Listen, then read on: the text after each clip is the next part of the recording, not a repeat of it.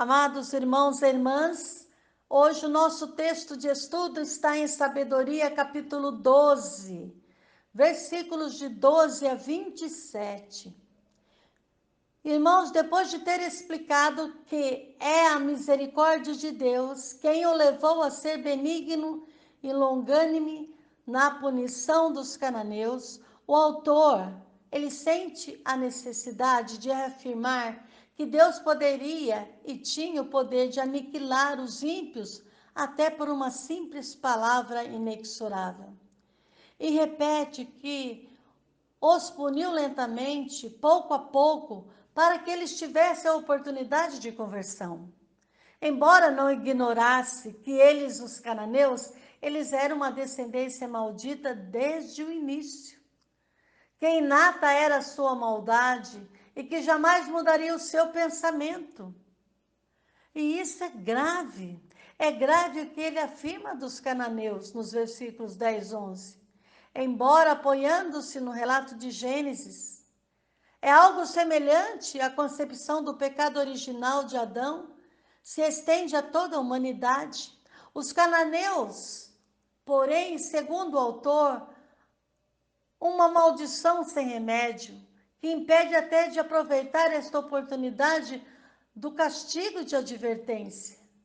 No versículo 11, diz: nova justificativa do poder de Deus, quando indulgente, não é por receio de alguém que Deus concede indulto. E no versículo 12, A, B e C, 3 perguntas retóricas sobre a incapacidade humana de pedir contas a Deus. Quem ousaria? No entanto, profetas como Jeremias e Abacuque e sábios como Jó ousaram fazer perguntas, e muitas perguntas a Deus. No versículo 15, o autor parece sintetizar todo o diálogo de Abraão com Deus.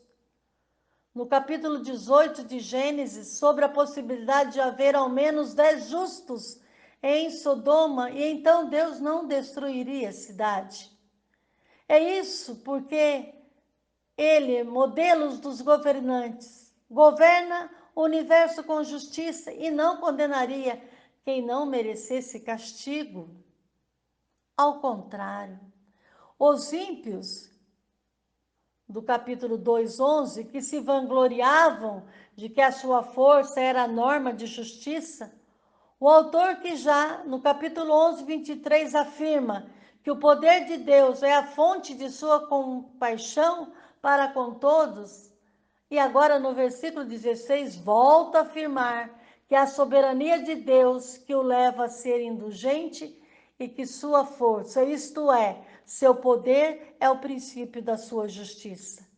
Isto porque esse poder, que é pleno e absoluto, não merece despoticamente, mas com medida, número e peso. Isso é com sabedoria, e assim se torna modelo do poder da justiça humana, como nós já vimos no início do livro. Nos versículos 17 e 18, amados, o autor novamente afirma o poder de Deus. Esse poder que se impõe a quem não crê, ou ouse medir-se com ele, como foi o caso do faraó. Mas esse poder, Deus, como que o domina, dominando tudo, domina-se a si mesmo, para julgar com brandura e governar com clemência.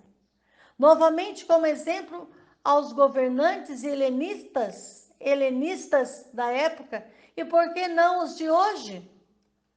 A nós compete esperar e imitar a misericórdia de Deus. Como tais feitos, ensinastes o teu povo que o justo deve ser humanitário, e destes a teus filhos a confortadora esperança de que depois dos pecados concedestes arrependimento.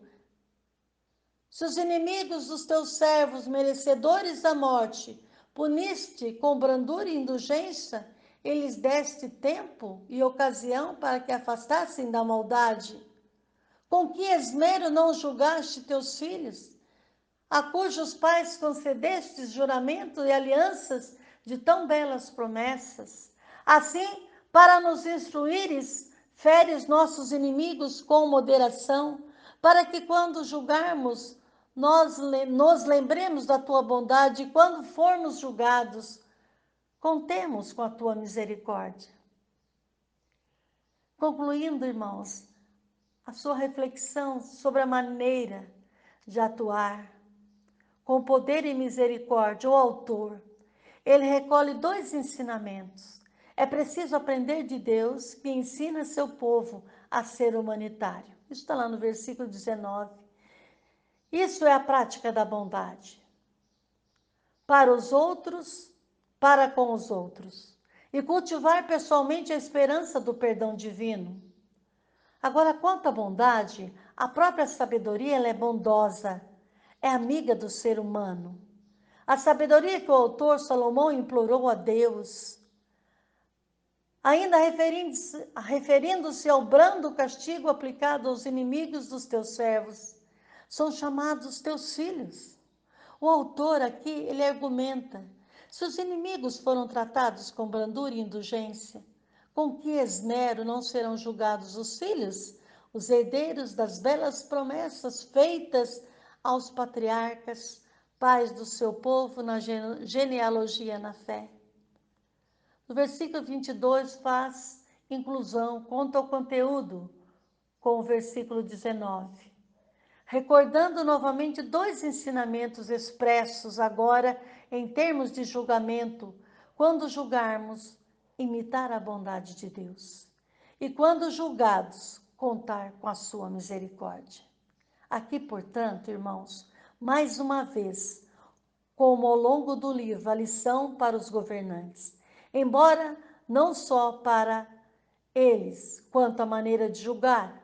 A propósito, é interessante notar como a única maneira de fazer prevalecer a misericórdia sobre a justiça quando formos julgados é a nossa prática agora da misericórdia. Por outro lado, a misericórdia, ela não substitui a justiça, nem vem antes dela, pois a justiça não nasce do desejo de vingança, mas da promoção ou do restabelecimento da vida. Por isso, primeiro a justiça e junto com ela a misericórdia e a bondade, que não se lhe opõem.